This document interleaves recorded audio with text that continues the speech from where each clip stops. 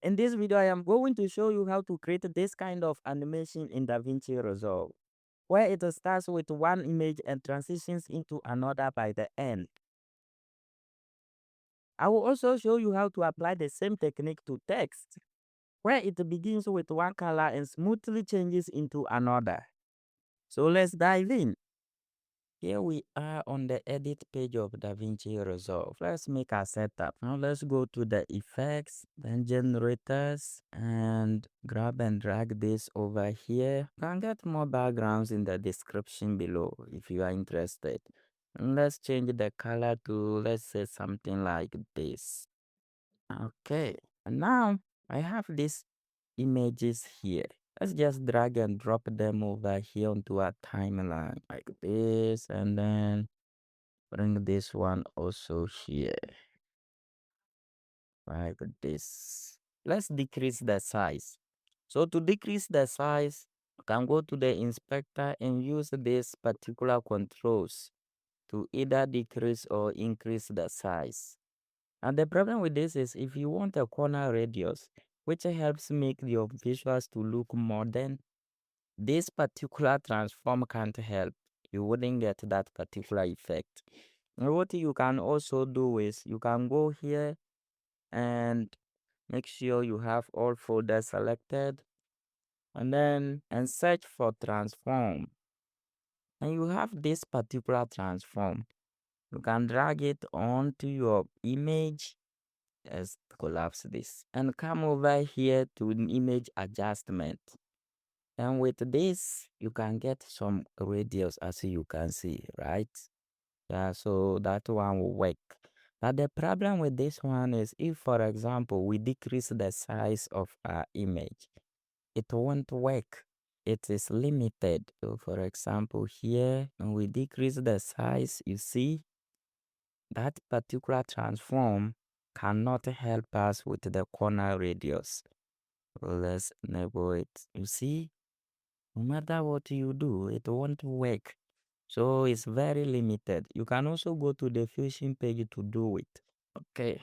Now instead of jumping around, I have this mask, which you can grab in the description below if you are interested. So just search masks and you have this glory mask. And as you can see, once you place it, it was already masking. Oh, we have something like this. So for now, let's disable this one and leave this so we can work with this. So let's decrease the size. You go to the effect, we have the mask. You can change, you can switch from a rectangle to ellipse, from ellipse to polygon, then you can draw whatever you want, or paint and you started drawing stuff, but that's not the focus of this video. So let's go back to the rectangle. Now let's collapse this so we have enough room to work with. So now here are the rectangle controls. So if we want to decrease the size with this, we can now control how small or big we want the image to look. So let's say we have something like this that we are happy with. And let's adjust the corner radius. Let's say something like this. Let's say the part of the image we see is not really what we want. So we can come over here to the media controls. And then we can now adjust the image to focus on a particular part of the image that we are more interested in. What we want is this apply shadow. So let's just keep it like this. And let's add border. You can just search border here, outer stroke. Then drop it on it. Then go to effects and decrease the border size to something like this. Now with our rectangle, let's go back to the rectangle and decrease the size of our image to something like, okay. So now that we have these changes, let's animate it. Animate it. If you animate the rectangle center, it will mess your animation up. You get something like this because it's a mask. So no, we can't animate this here. What you can do is go over here to rectangle transform. So with this, you can now move it to wherever you want. So now With this, Santa, add the keyframe and drag it all the way to the left. And now move a few frames forward and bring it to the right side like this. And now when you play through it, this is what you get. The animation is very rigid. It's not smooth at all. So to smooth it out, we have to come over here to the keyframes and check center.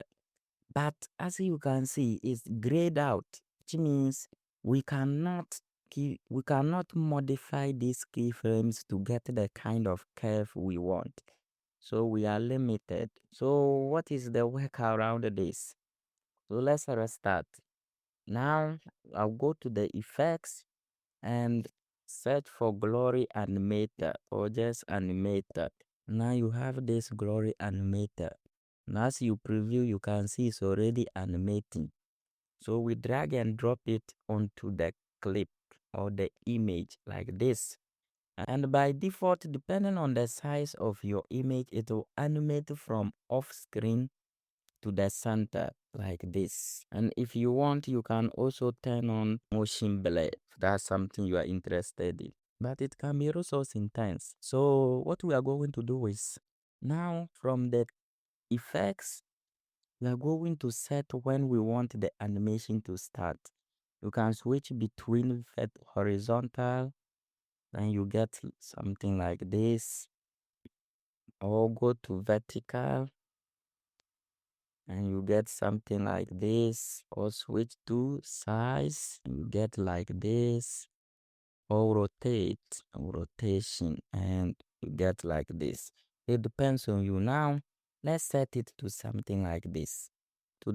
Since we set the motion type to horizontal, let's come over here to also set this to the horizontal controls. We don't want it to start off screen, so we are going to adjust the start position to something like this. So we want it to start here. So now we go to the end, wherever it is you want it to end, and adjust the end position. So let's say like this. And when we come over here to the timing, we can say go to start, and the playhead will go to the start of the animation. That means that's where it will start. Go to end, it will go to where the end will be. So now when you play, we have something like this. If you want to learn more about this Glory Animator and all the controls that come with it, including the flexibility that you get over all your animations, and you can watch this video here. Okay, let's continue. Now that we have this, how do you get this particular image to transition into a different image like what we saw earlier?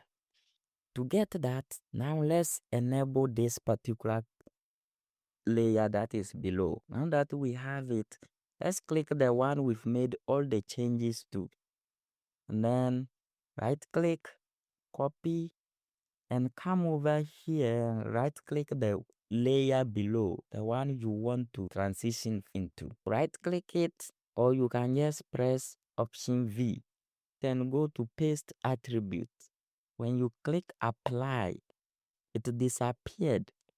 It disappeared. We can't see it because now it has inherited all the attributes and all the changes we made to the first one. So now when we play, both of them are going to animate at the same speed, same size, so you can't see it. But if you want to see it, let's disable this one. And you see it is just below it. Well, now that they both have the same animation, same size, what you can do is just go over here.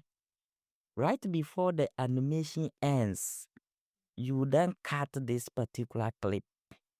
That way the animation starts with that, but it ends without it, like this. So you have something like this. No, that is the trick people use for this kind of animation. There is nothing fancy there. It starts with one image and ends with a different one. Okay, and as you can see, the rectangle doesn't lag, the animation doesn't lag, even the glory animator doesn't lag at all. We started with 30 frames per second and we are still having the same thing. So yeah, that is it for the first part. Let's go on to the second part, which is text. But how do you apply this same thing to a text? Does it mean you have to also make duplicates of text or something? Nah, we don't have to.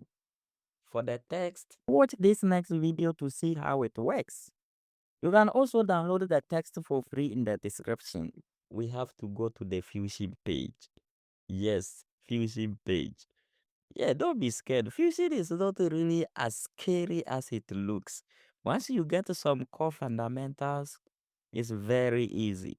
Very soon, I will release a video about Fusion and you will really enjoy it. You will see that Fusion is your home to go.